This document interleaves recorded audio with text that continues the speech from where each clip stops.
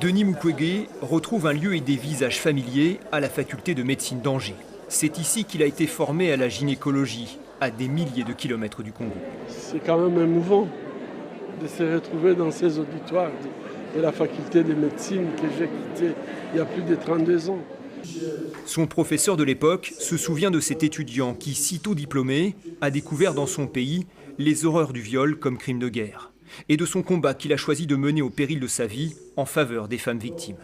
L'élève qu'il avait été est devenu mon maître et j'ai développé avec lui un enseignement pour apprendre aux élèves congolais la chirurgie vaginale et la chirurgie gynécologique.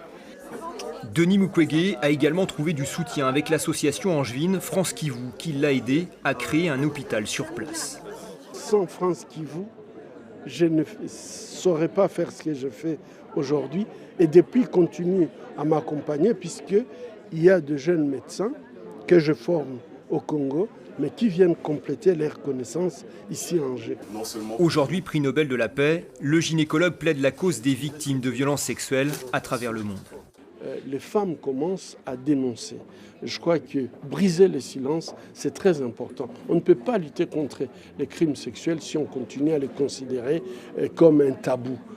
En fait, c'est comme si on disait, bon voilà, souffrez et taisez-vous. Et ça, ce n'est pas acceptable.